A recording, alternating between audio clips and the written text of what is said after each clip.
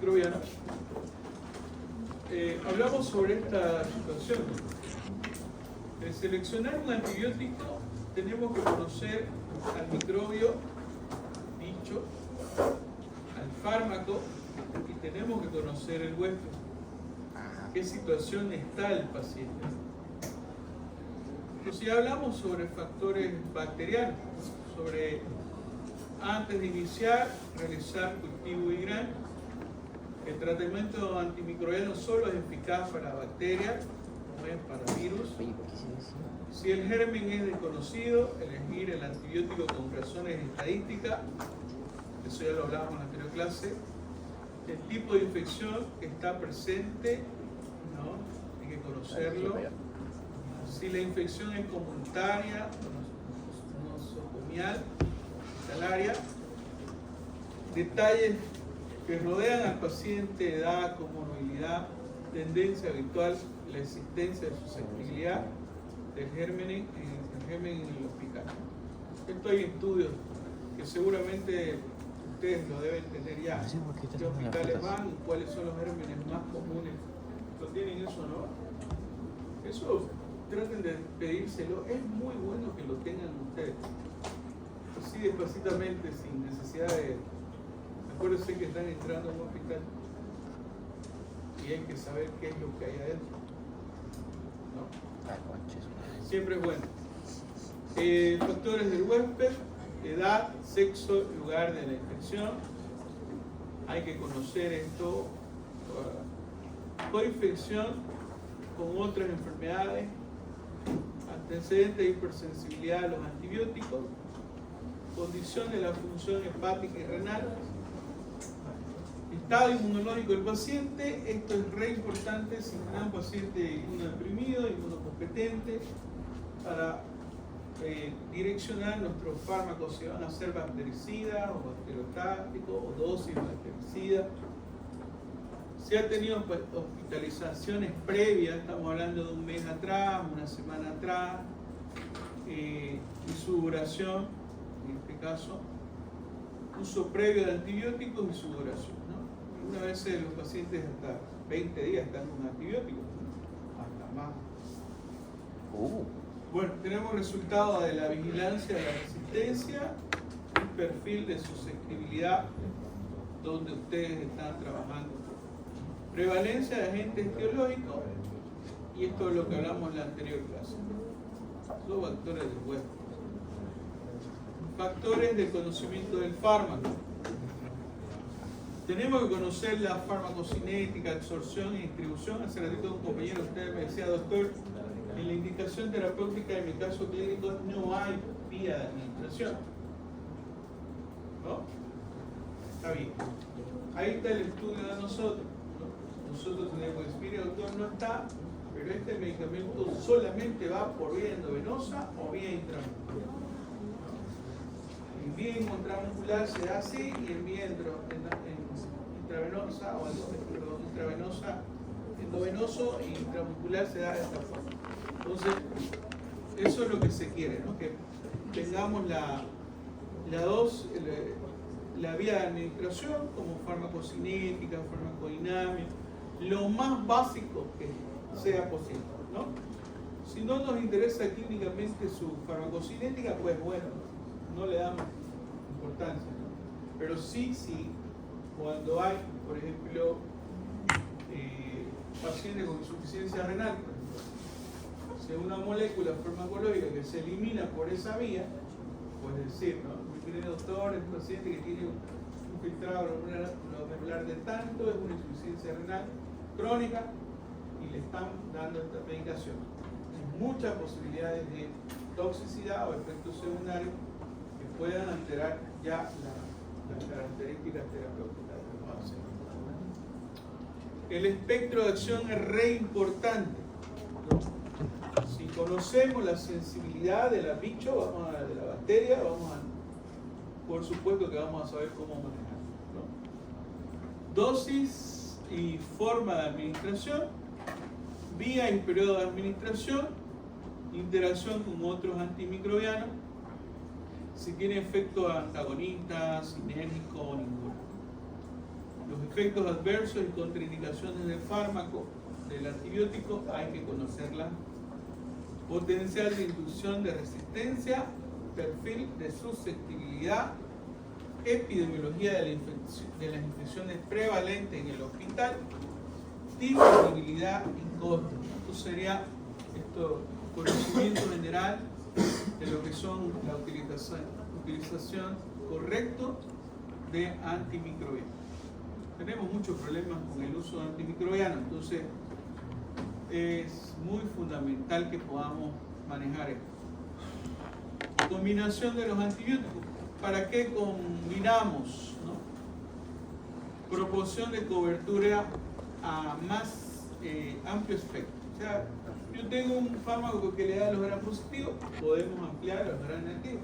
Tengo un fármaco que queremos que amplía los anaerobios, pues utilizamos un antianaerobio. Entonces, vamos ampliando nuestro espectro de acción de acuerdo a la combinación.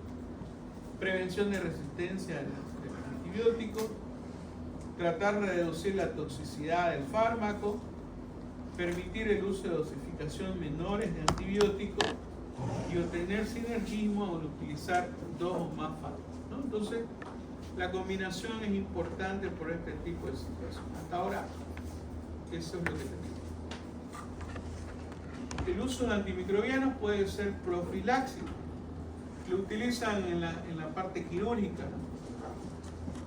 Por ejemplo, 1 hora antes y 24 horas después del acto quirúrgico. En la parte clínica, prevención, por ejemplo, dos ejemplos, ¿no? Dice, ¿no? En los neonatos, al nacer se les coloca gotitas por ejemplo, de cloranfenicol, gentamicina para profilaxis de infecciones bacterianas que van por la vagina. El bebé pasa por el conducto vaginal. Y bueno, la mayoría casi no tiene bacterias que están en ese conducto. Por eso se da la parte preventiva. Prevención de clínica a pacientes con tuberculosis. Los pacientes, por ejemplo, con VIH que no están en estado de síndrome, nosotros le agarramos y encima tiene un ppm mayor a 5, ¿no? ¿Le damos o no le damos profilaxis? Sí, está indicado la profilaxis en estos pacientes, ¿no? Curativo, tratamiento presuntivo, infección sospechosa, tratamiento de proceso infeccioso definido, ¿no? ¿Cuáles son los criterios de uso antimicrobiano? Un diagnóstico positivo de bacterias, un reconocimiento de factores del huésped que alteran la evolución, determinación de la relación riesgo-beneficio y seleccionar el antibiótico más adecuado. Bueno, son los criterios que tenemos que tener siempre al manejar antimicrobianos. ¿Cuáles son las recomendaciones de uso? Lo posible utilizar un antibiótico, ¿no? Si es posible. No usar antibióticos de la misma familia. Yo les mostraba una receta que vi y que todo el mundo le sacaron foto de la receta y lo mandaron a un grupo. Y el doctor le daba 3 antibióticos de la misma generación y de la misma familia. O sea, le daba 3 medicamentos de cefalosporinas de tercera generación, ¿no? Y eso, por ejemplo, está dentro de las cosas que no se deben hacer, ¿no? No se tienen que dar medicamentos de la misma familia. Si le está dando cefotaxima, no podemos darle ceftriaxona al mismo tiempo. Podemos dar de la misma familia grande, pero podemos darle otra subfamilia, por ejemplo, las aminopenicilinas. Entonces se puede hacer eso, una ampicilina y podría ser una cefalosporina, pero no usar de la misma familia en su terapéutica que ustedes vean. En sepsis grave solamente utilizamos bactericidas. Hay que coordinar con las microbiólogas. La bacterióloga tiene que ser su mejor amigo o amiga. Eso lo tienen que tener siempre, porque la farmacéutica tiene que ser su amiga, ¿no? Han visto que cuando uno va al hospital se trabaja en equipo, tienen que trabajar en equipo. Entonces una bacterióloga viene y te dice, yo voy al bacteriólogo y le digo, doctora, mire, tengo este caso clínico, ¿qué opina usted? Laboratorialmente, ¿no? Entonces hablamos y consensuamos los casos clínicos. Tenía una bacterióloga hasta que me le sacaba fotos a los bichos. Ella lo localizaba, yo sacaba fotos y me lo mandaba. Mire, doctor, así aprendí también. ¿No? Porque es la práctica, ¿no? No usar antibióticos muy tóxicos para el paciente. Procurar usar antibióticos de acuerdo a cultivo y sensibilidad. El último antibiótico de moda no siempre es el mejor. Mire, unas recomendaciones de hace mucho tiempo, pero muy actuales. ¿Cuándo decimos que tiene eficacia el antibiótico? Porque les van a preguntar, ¿cuántos días voy a estar con el antibiótico, doctor? Y la respuesta es como, ¿cuántos días va a ser que no va a dar la nota del examen? Oportunamente, ¿no? Curva térmica disminuida, recuento leucocitario, signos específicos dependientes de la enfermedad infecciosa y resultados del laboratorio microbiológico, ¿no? El recuento leucocitario, pues, dependiendo de si es bacteriano, ¿qué va a ser el que va a disminuir? Va a ser el neutrófilo. Entonces, esto yo les digo porque mis pacientes, por ejemplo, ¿tienen leucocitosis? No tienen leucocitosis. Tienen neutrófilos elevados. ¿Pero por qué no tienen leucocitosis? Porque ellos son inmunodeprimidos. Entonces, ellos están en un estado hematológico, podemos decir, en leucopenia. Están leucopénicos, pero sus neutrófilos están altos. Entonces yo valoro y digo, yo sé que nunca voy a tener una leucocitosis, ¿no? Como una persona que no tiene este tipo de clínica, ¿no? Ser pacientes con síndrome de inmunodeficiencia. Entonces, ese es un dato que también es importante conocer. ¿Listo? Pero los resultados de laboratorio microbiológicos son también un buen dato para la valoración de la terapéutica y la eficacia. ¿Qué nos dicen los libros? Que en menos de, estamos hablando de 48, 72 horas, vamos hablando de 2 días, 3 días, 3 días específicamente, ¿no? Para decir que tenemos evolución favorable. Tenemos todavía, ¿no? Al otro día no es tan así. Bueno, ¿cuáles son las condiciones de uso racional de los antibióticos? Siempre hay un comité de infectología intrahospitalario y de farmacoterapia.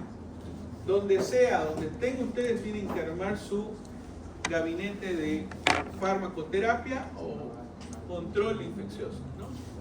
Educación continua para el personal médico y enfermeros. Todos tenemos que conocer, hasta el doctor Suárez tiene que actualizar. Yo actualizo y a mí me actualizan. Entonces tiene que hacer así.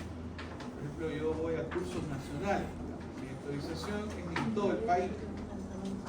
Me dan cursos peruanos, brasileños y bueno, chilenos también creo. Pero la actualización que yo hago es a nivel nacional. ¿Por qué? Porque yo tengo que actualizar a los médicos acá, no a la terapia. Eso es lo que hago yo. Vigilancia del perfil de resistencia a los antibióticos, aislado en los hospitales. Disponibilidad permanente del antibiótico. Han visto que si no hay en farmacia, no se puede dar, ¿no? Cuando no hay medicamento, es triste nuestra historia, pues, ¿no? Principalmente porque... Ya. Disponibilidad, laboratorios de microbiología disponibles las 24 horas, aplicación de las normas de profilaxis clínicas y quirúrgicas, normas de guías, ¿no? Uso uniforme de antibióticos en el tratamiento de infecciones prevalentes. Esto tenemos que hablar todo el mismo idioma, bueno, pero lamentablemente algunas veces no es así. En los hospitales públicos principalmente se tendría que hablar, ¿no? Y en los privados tendrían que haber una junta para un comité para este tipo de situaciones. Difusión de la información sobre eficacia, seguridad, costo del antibiótico. La eficacia y seguridad están relacionadas con el seguimiento que se le da al fármaco. Algunas veces me dicen, doctor, mire, este medicamento me lo he comprado, mire, vale 300 bolivianos y no me está haciendo efecto, ¿no? Y algunas veces no sabemos de dónde vienen. Por ejemplo, esos medicamentos nuevos que hace rato estaban hablando de ellos, no tienen, por ejemplo, una característica, tienen cadena de frío.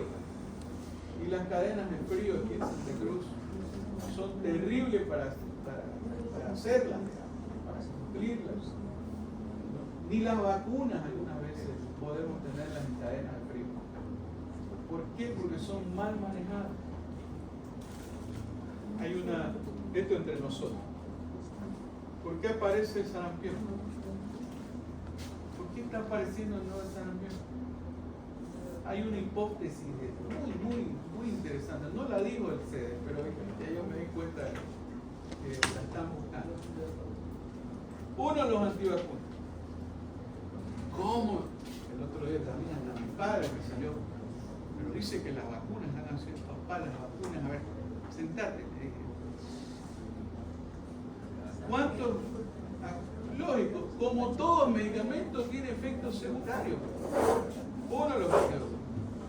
Y otro, le habían puesto las vacunas y enfermó. La cadena de frío. O sea, nos dijo el CEDES, ¿no? Busquen errores donde está relacionado con la cadena de frío. Ya habíamos investigado que lamentablemente pues la conservaban mal hasta muy frío, demasiado frío. La inactiva. Entonces le vamos a poner agua de monte, pues siempre, ¿no? Y peor aquí en Santa Cruz, que miren cómo el clima. Llueve, deja de... Entonces tiene esas características. Bueno, hasta aquí avanzamos en generalidad.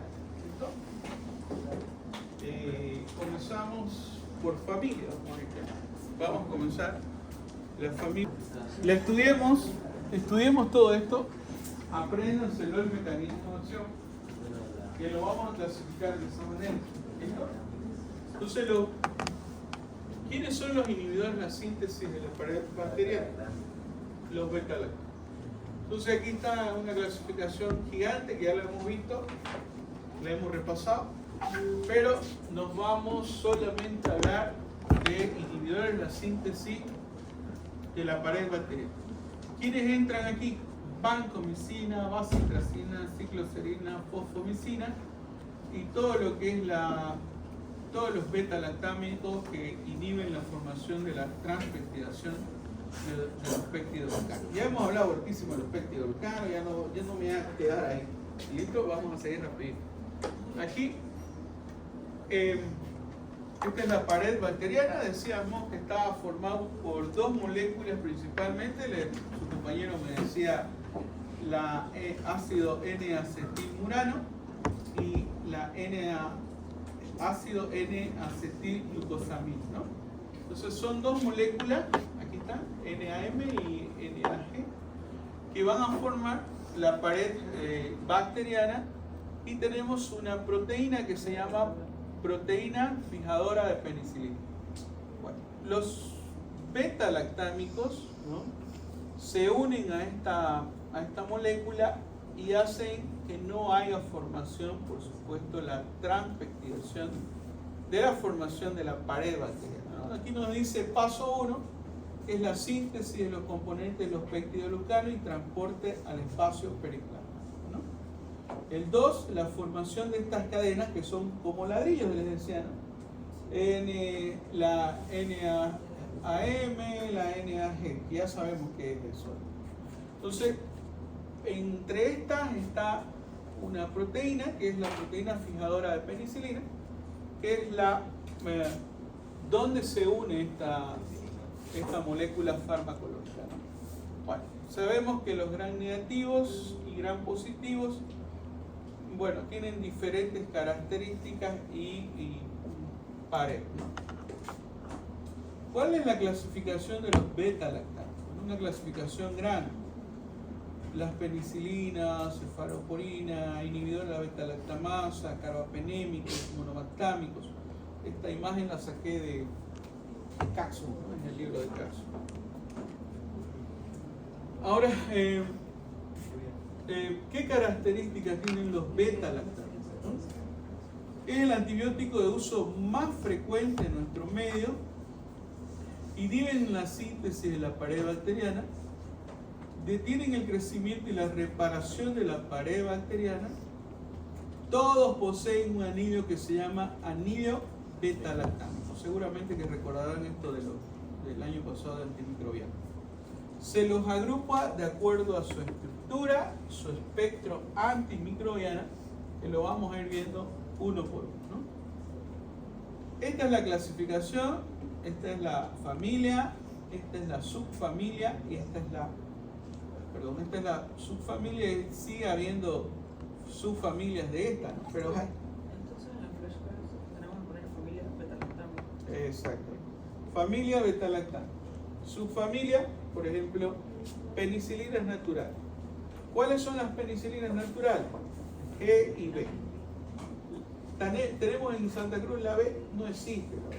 Existe la G. ¿Cuáles son? Sódica, potásica, procaínica y benzatina. Las dos de ellas se llaman de depósito, ¿no? ¿Por qué? Porque tienen una vida media larga, ¿no? Ya vamos a ver más adelante. Pero es una subclasificación. Aquí están.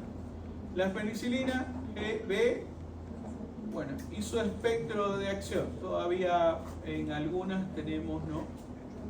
Perdón, en algunas, por ejemplo, ¿tenemos antiestafilocóxica? Sí. ¿Tenemos aminopenicilina que tiene un espectro de acción amplio? Sí. ¿Tenemos penicilinas que van a ser antipseudomonas? Sí, ¿no? Lo sé. Si ustedes quieren organizarse en aprender de esa manera, lo pueden hacer. Entonces, familia, subfamilia o subgrupo. Subgrupo. Subgrupo y ya. Sí. Apréndansela como ustedes vean más fácil. Pero siempre les van a preguntar, ¿no? Siempre. ¿Qué familia es? Tanto. ¿Qué subfamilia es? Si es cefalosporina, pues cefalosporina, ¿no? Si es antipseudomonas, pseudomonas. Si es antiestafilocóxica, antiestafilocóxica. Pero vamos a ver cuáles son, ¿ya? Entonces, conocerlas así, yo sé que es memoria, pero ¿qué vamos a hacer? No hay mucho que hacer en esta situación. Entonces, bueno, contexto de primera generación, segunda, tercera y cuarta. Bueno, inhibidores de la beta-lactamasa, aunque no se consideran un antimicrobiano, tienen la misma característica química, pero no son antimicrobianos, ¿no? Son inhibidores enzimáticos, pero vamos a ir viendo la después. ¿Cuáles son las típicas que tenemos? El ácido glavulánico, subaltán y tazoban. Carbapenémicos, minipene, menopene y ertapene, ¿no? Las características de una a la otra la vamos a ver. Ya su espectro es el mismo, pero tienen su característica de uso clínico, ¿no? Y los monobactámicos que tenemos en las pruebas. Bueno, ¿qué características podemos hablar, por ejemplo, de todas ellas, ¿no? La penicilina G y B tienen actividad principalmente para cocos gram positivos, ¿no? La metilcilina y afines, me dirán, doctor, pero la metilcilina ya no existe, la FDA la sacó.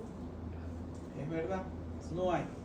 Pero en la clasificación, ¿no?, la seguimos teniendo como una molécula que fue la primera molécula de esa línea, ¿no? Es la representante, por ejemplo, de ese tipo de familia. La napsilina es la primera la meticilina, perdón, es la primera y tiene una actividad frente a Staphylococcus aureus, formadores de penicilinasa, nos dice, ¿no? Pero tenemos Staphylococcus aureus metilosensible, ¿no? Y las que no son metilosensibles. Vamos a ir viendo después. Las aminopenicilinas son de espectro ampliado para gram negativos, gram positivos y algunos anaerobios, ¿no? Pero vamos a ver cómo se subclasifican, por ejemplo. Estas se subclasifican igual, estas se subclasifican. Las cefalosporinas de primera, segunda, tercera y cuarta generación su espectro de acción es progresiva, ¿no? Va desde gram positivos a gram negativos, o sea, ¿no? Eso hay que aprenderlo, yo creo que hasta rapidito, digamos, ¿no? De primera generación, gram positivo. Segunda generación, gram positivo y gram negativo. Tercera generación, gram negativa. Cuarta generación, principalmente gram positivos, que no fueron sensibles a los de primera o tercera generación, ¿no? Entonces, como dice acá, este dato es re importante, está chiquitito pero está importante. Tiene una acción progresiva sobre los gram negativos y decreciente sobre los gram positivos. De primera generación, gram positivo. Segundo, gram positivo, gram negativo y anaerobios, ¿no? Tercera generación, gram negativa, y incluye lo que incluyó la primera generación. Cuarta generación, gram positivo, y bueno, y con eso terminamos. Los carbapenémicos solo son de amplio espectro, ¿no? Y los monobactámicos son activos solamente para gram negativos, muy similares a los aminoglucósidos, ¿no? Este dato es re importante conocerlo. Bueno, aquí están las características químicas de cada uno. Todos tienen un anillo beta-lactámico.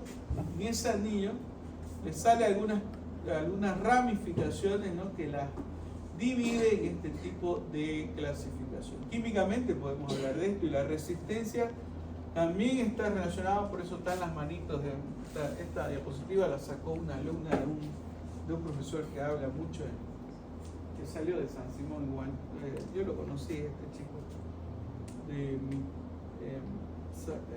Y él te la voy a mostrar el video, ¿no? Pero habla malas palabras, ¿no? Eso es lo malo. Es bonita su presentación, pero escucha que habla malas palabras.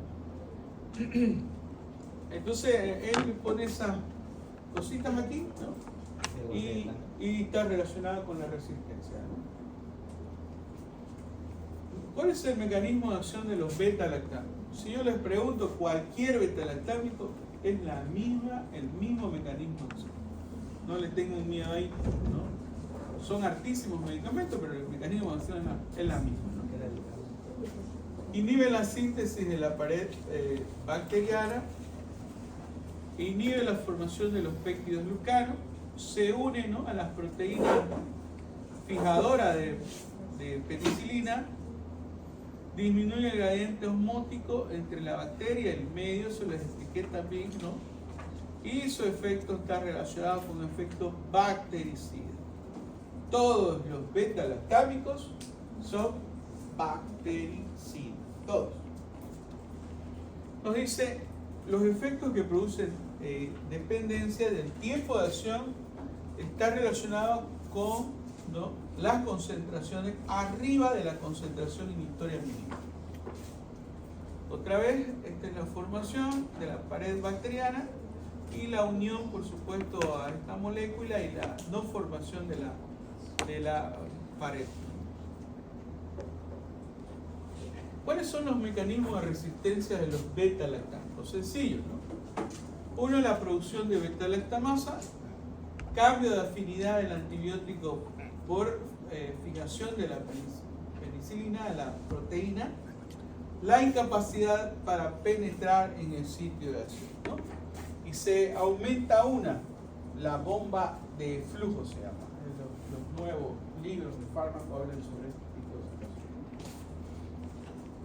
Bueno, esta resistencia está relacionada por la producción de beta-lactamasa, ¿no? ¿Qué son las beta-lactamasas? Son enzimas que catalizan la ruptura del anillo beta-lactamo, ¿no? Y estas pueden ser penicilinas o cefalosporinas. Codificación en cromosomas, o sea, su resistencia viene a nivel cromosomal, o plasmidios. ¿Qué son los plasmidios? Las bacterias. ¿Qué son los plasmidios? ¿Qué producen los plasmidios? ¿Qué tienen?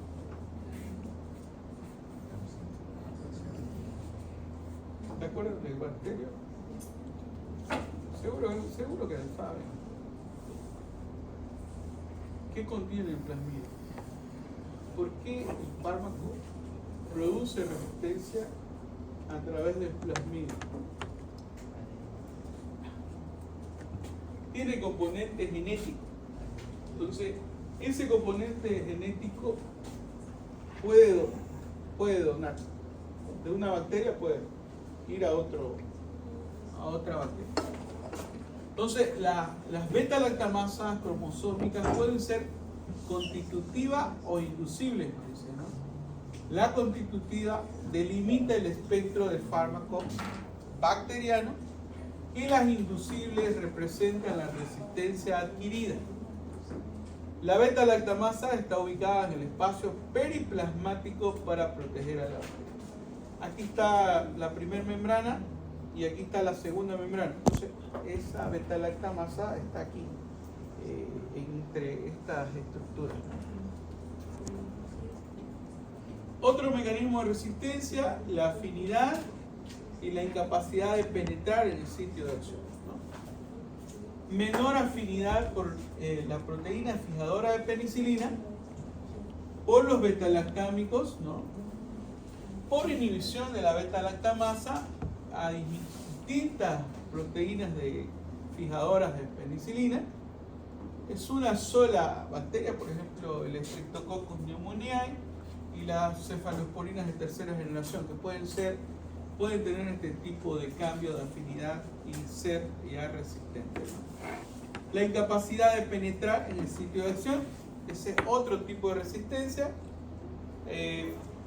Los beta-lactámicos atraviesan fácilmente los gram positivos, pero los gram negativos con dificultad, ¿no? Por mutación de las porinas hay alteración de la penetración o la incapacidad de penetrar hacia el espacio intracelular. Bueno, aquí tenemos varios ejemplos y decimos, ¿no? Por ejemplo, esta es una porina. El fármaco, ese tipo de resistencia, no entra porque cambia la bacteria, ¿no? Hace que esta molécula se haga más pequeña y el fármaco no entre de esa manera, ¿no? Vemos, a ver, que los gram negativos tienen dos membranas, ¿no? Y de esta manera dificultan el paso de los beta-lactámicos. A cambio, los gram positivos no, porque tenemos ya proteínas fijadoras de penicilina, ¿no? Y normalmente la mayoría actúa a este nivel y no penetra hacia el interior, ¿no? del espacio citoplasmático, podemos decir. A ver, en la farmacocinética esto es re importante. Por ejemplo, las aminopenicilinas tienen poca biodisponibilidad oral, pero son las que tenemos por vía oral. ¿Cuáles son las aminopenicilinas? La amoxicilina y la ampicilina. ¿Tenemos por vía oral? Sí, las dos las tenemos. ¿No? La distribución de los betalactámicos para el paso al líquido cefalorraquídeo aumenta solamente cuando hay inflamación de las meninges. O sea, penetra bien los fármacos betalactámicos cuando hay un proceso inflamatorio de las meninges, un cuadro meninge. La vida media de eliminación varía dependiendo del betalactámico. Vamos a ver cada uno que tiene diferentes tipos de vida media, ¿no? Pero nos dice que algunos tienen corta, otras arriba de 2 horas. La eliminación por excreción es renal. La mayoría, excepto una, de todos los betalactámicos, una no se elimina por vía renal. ¿Cuál?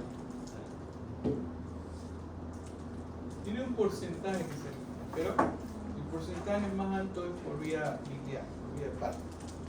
Es la ceftriaxona. La ceftriaxona es una molécula muy noble para mí, una belleza, porque hay pacientes que tienen insuficiencia renal, por ejemplo, y se pueden dar por esta característica. Entonces, un medicamento que ustedes me lo hablaban 1000 veces, creo que lo he escuchado, el Probenecid. ¿Qué es el Probenecid? Es un medicamento que actúa como un medicamento que interactúa con los betalactámicos para que no se elimine del riñón. Entonces, ¿para qué lo utilizamos? Normalmente no hay, es solamente de investigación lo que lo utilizamos, ¿no? Normalmente no tenemos Probenecid, ¿no? No existe. Pero nos dice, ¿no?, que este medicamento es una molécula que retarda la eliminación renal. ¿Por qué? Porque los betalactámicos tienen características químicas, son ácidos débiles, ¿no? Son ácidos, todos los betalactámicos son ácidos. Hay una bomba ahí, no para eliminar esta sustancia química. Entonces el Probenecid bloquea esa bomba de eliminación y provoca que el betalactámico lo tengamos más limpio. La prueba de alergia, pongo esta imagen aquí, porque es lo que no se debe hacer. Antes se utilizaba este tipo de situación, ¿no?, donde la prueba de la penicilina la hacíamos en hilo. ¿Por qué creen que no se tiene que hacer esto ya? O sea, ya no está indicado. Pues, Hable. irritación. ¿Por qué produce irritación el betalactámico?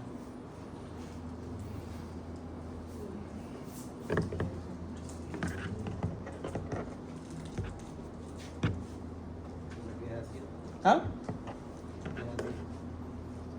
Porque hace ratito les dije, es un ácido débil. Imagínense metiéndole ácido al ¿cuánto sí viene a ser el pH? ¿Cuánto es el pH? pH del ojo. Pero debe ser ¿Ah? 6. 8, de 7.5, perdón, de 7 a 8. O sea, imagínense meterle un ácido. Entonces, la prueba pues siempre va a ser positiva, pues, ¿no? Siempre lo vamos a tener el ojo colorado, irritado. La prueba ya no se hace, por si acaso, ya está fuera. Yo la pongo ahí para que ustedes vean lo que no se tiene que hacer, ¿no? ¿Qué se hace? Esta de acá, ¿no? Esta prueba. Es una inyección dérmica que se coloca, se coloca 0.1 ml, bueno, preparada, nos dice 10 unidades internacionales de penicilina y al mismo tiempo solución fisiológica. Al otro lado se utilizan, ¿no?, los dos y se compara las dos, ¿no? y esa va a estar positiva, ¿no? Nos dice de 10 a 15 milímetros, no es positiva. Esta sí es la adecuada. Pero aún así, haciendo esto y siendo negativo, ¿puede haber reacción alérgica? Sí, puede haber. La hipersensibilidad no está relacionada con la dosis. Aunque le metamos 0.0001, igual vamos a tener reacción. Aunque la reacción va a ser que nos dé tiempo para actuar, ¿no?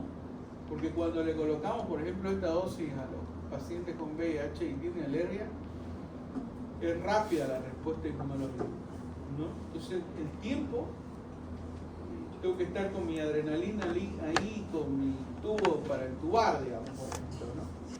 Pero si le damos menos dosis, tenemos tiempo ya hasta para llevarlo a una terapia, ¿no? Si es que sucedió.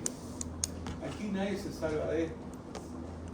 Por eso tienen errores ustedes en su recetario, ¿no? No colocan prueba de hipersensibilidad antes de colocar este medicamento. Si no lo hacen y el paciente va a un shock anafiláctico, ¿a quién cree que le van a llegar? Entonces, en el recetario ustedes tienen que poner, antes de colocar intramuscular, hacer la prueba de hipersensibilidad al paciente. Ya la enfermera sabe cómo hacerlo, ¿sabes? No, tampoco no le vamos a explicar en la receta cómo hacerlo, ¿no? Ahora, si ustedes quieren hacerlo, por supuesto lo pueden hacer. Eso no depende de ustedes. ¿Cuáles son las reacciones generales de los beta-lactámicos?